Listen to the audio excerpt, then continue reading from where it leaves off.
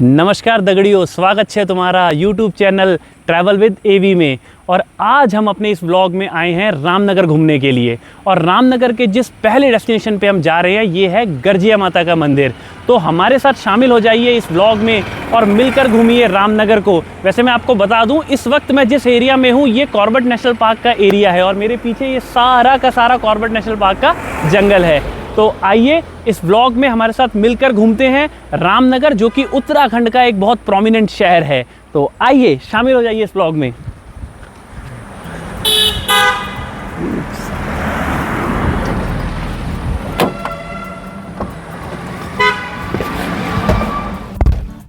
रामनगर की अपनी इस जर्नी की शुरुआत हमने दिल्ली से की। दिल्ली से लगभग 277 किलोमीटर दूर रामनगर है और रामनगर से लगभग 14 किलोमीटर दूर है गर्जिया गांव। इसी गर्जिया गांव में है गर्जिया माता का प्रसिद्ध मंदिर, जिसकी बहुत मान्यता है। मंदिर के सामने ही आपको पार्किंग मिल जाएगी। यहाँ पार्किंग निःशुल्क है और पार्किंग से ही आपको मंदिर के अंदर प्रवेश करने के लिए रास्ते दिख जाएंगे। यहाँ पर वैसे तो कई रास्ते हैं और सभी रास्ते मार्केट के द्वारा गुजरते हैं। यहाँ मार्केट से होते हुए आप मंदिर में प्रवेश कर सकते हैं। इसी मार्केट से आप प्रसाद लेकर मंदिर में जा सकते हैं और चढ़ा सकते हैं। मंदिर में प्रसाद चढ़ाने की व्यवस्था होती है। वैसे तो प्रसाद आप नीचे भी ले सकते हैं। मंदिर के जब आप ब्रिज से नीचे उतरते हैं तो वहाँ पर भी कई सारी दुकानें हैं जो नदी के आसपास बनाई गई हैं। ये वो स्थल है जहाँ पर मंदिर में भंडारा होता है और हर त्यौहार में या जब किसी का कुछ अच्छा काम होता है आसपास के गाँवों में तो वो यहाँ भंडारे करवाते हैं। वैसे तो यहाँ पर कई जगहों से टूरिस्ट आता है जो भंडारा करवाता है। ये मंदिर कोसी नदी के बीचों बीच स्थित है। यहाँ से कोसी नदी अलग अलग धाराओं में मंदिर के आसपास से गुजरती है।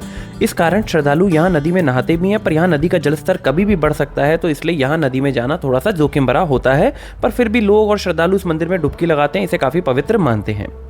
गर्जिया माता के इस मंदिर का इतिहास काफ़ी पुराना है। माना जाता है कत्यूरी, कुरु जैसे कई वंशों ने यहाँ पर इस मंदिर में पूजा करी है। ये मंदिर उनके इतिहास से जुड़ा हुआ है।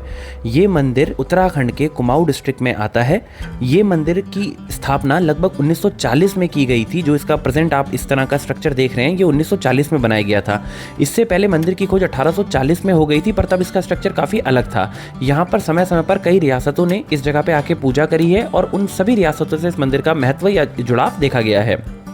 इस मंदिर की खासियत ये है कि ये मंदिर एक बड़ी सी चट्टान के ऊपर स्थित है। ये चट्टान चारों तरफ से कोसी नदी से घिरी हुई है और बरसात के समय यहाँ पानी इतना तेज आता है कि कई बार इस मंदिर को बंद करना पड़ता है। अभी 21 सितंबर से पहले तक ये मंदिर बंद ही था। अगस्त से 21 सितंबर तक ये मंदिर बंद चल रहा था और अभी 21 सितंबर को ही इस मंदिर को दोबारा खोला गया है।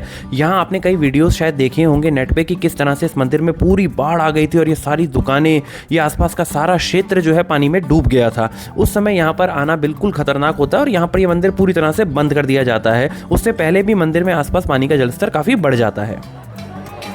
दोस्तों, हम गर्जिया माता के मंदिर आ पहुँचे हैं। अच्छी खासी भीड़ है। देखकर लग रहा है कि कम से कम आधा पौना घंटा आपका जो है वो हमें दर्शन करने में लग जाएंगे। चलिए आप भी हमारे साथ चलिए, दर्शन करवाते हैं आपको माता के मंदिर के। और यहाँ पर अभी आसपास आप देखिए मेरे पीछे की जो ये मार्केट है ना, यहाँ पर आपका सब कुछ जो है वो प्रसाद वगैरह है। भक्तजन यहाँ से आपका प्रसाद ले सकते हैं। और कुछ टाइम पहले 2-3 महीने पहले यहाँ पर जो है वो आपका आग भी लगी थी, एक भयंकर त्रासदी थी वो आपका। अब चीज़ें जो हैं वो आपका बैक टू नॉर्मल लग रही हैं। मार्केट्स फिर से जो है आपका सज चुकी है, तो आप लोग भी जो है वो आ सकते हैं यहाँ पर। अभी फ़िलहाल ये आपका ऑफ सीज़न चल रहा है। चलिए ज़्यादा देर ना करते हुए ऊपर चलते हैं, चलिए मेरे साथ।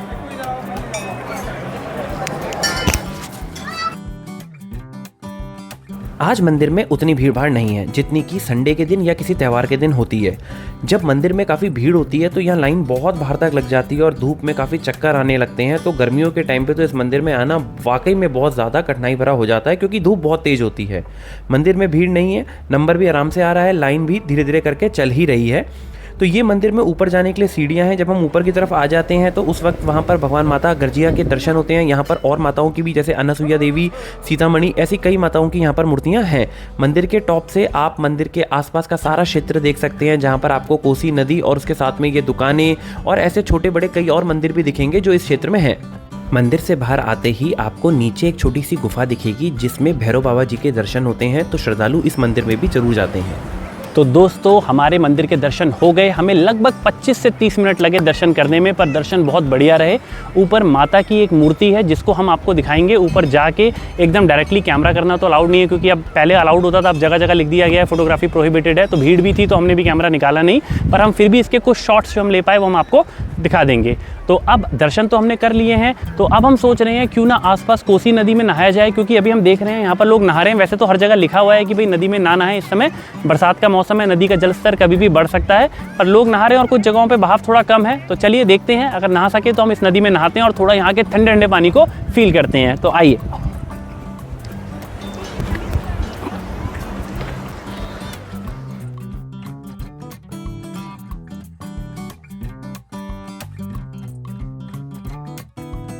यहाँ पास ही में शिवजी जी का भी एक छोटा सा मंदिर है, जिसके लिए आपको कोसी नदी की एक धारा को क्रॉस करके जाना होता है।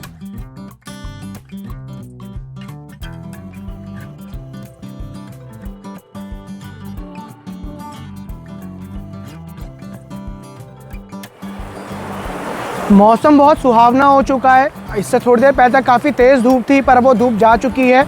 हम भी पानी में उतर आए हैं। पानी का बहाव जो है वो आपका सामने की तरफ बहुत ज़्यादा है, पर पानी में ठंडक उतनी ज़्यादा नहीं है। फिर भी ये गर्मी से हमें बचाने के लिए, रिफ़्रेश करने के लिए बहुत बढ़िया रहेगा। देख रहे हैं हवा भी जो आपका चलना स्टार्ट हो चुकी है। अब हम भी चलते हैं, चलिए।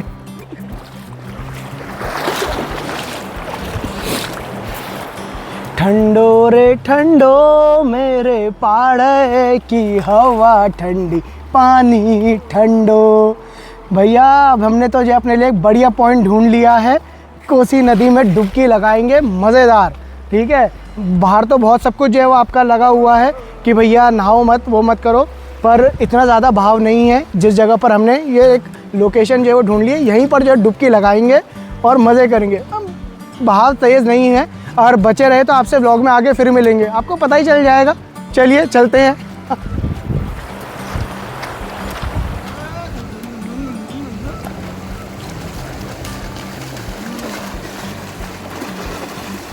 आज पागल हो गया, ये वो पूरी सुपरस्टार।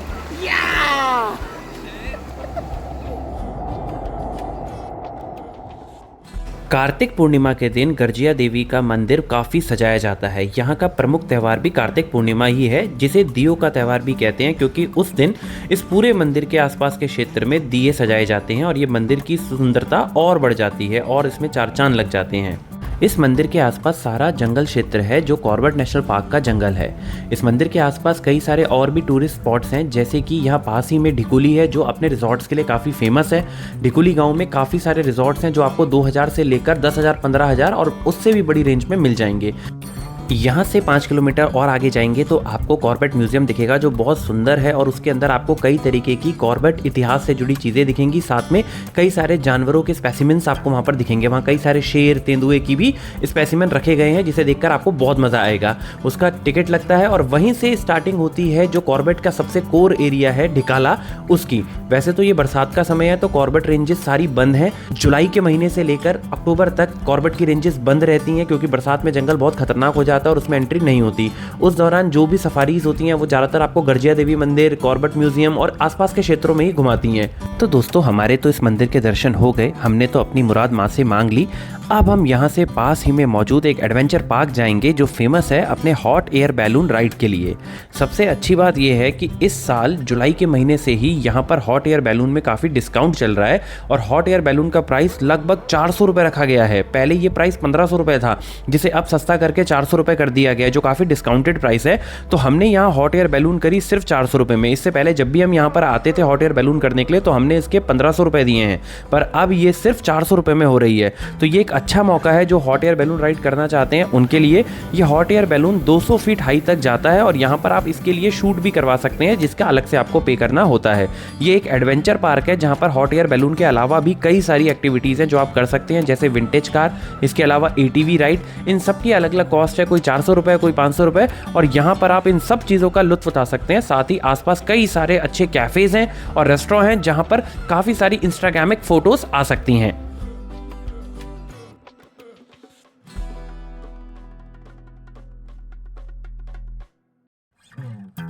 ये हॉट एयर बैलून राइड लगभग 5 मिनट की है।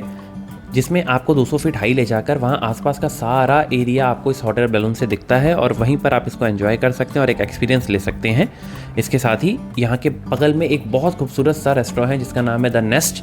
आप उस नेस्ट रेस्टोरेंट में भी खा सकते हैं, वहाँ पर फोटोग्राफ्स खिंचा सकते हैं। वो एक इंस्टाग्रामिक रेस्टोरेंट है, तो जब आप इस क्षेत्र में आए तो इस जगह का भी लुत्फ उठाना ना भूलें। अब हम यहाँ से आगे की तरफ चल रहे हैं और अब हमारा अगला स्टॉप होने वाला है बड़ाती राव वाटरफॉल, जिसके लिए हम पहले रामनगर जाएंगे और वहाँ से हम नैनीताल वाले रूट पे जाएंगे जिस पे हम घूमेंगे बड़ाती राव। बड़ाती राव वाटरफॉल नैनीताल के कालाडूंगी क्षेत्र के आसपास है।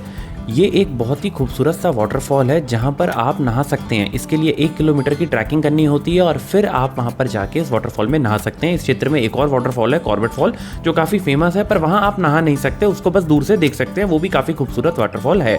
दोस्तों, हमारी बदकिस्मती ये है कि अक्टूबर तक उत्तराखंड के सभी वाटरफॉल क्लोज्ड है। रीज़न बीइंग वही, बारिश यहाँ बहुत भयंकर होती है, जंगल का एरिया है, पत्थर आते हैं ऊपर से, इसलिए सभी वाटरफॉल्स को बंद कर दिया गया है। तो इतनी दूर आने के बाद अब हमें वापस खाली हाथ जाना पड़ेगा बिना वाटरफॉल को देखे।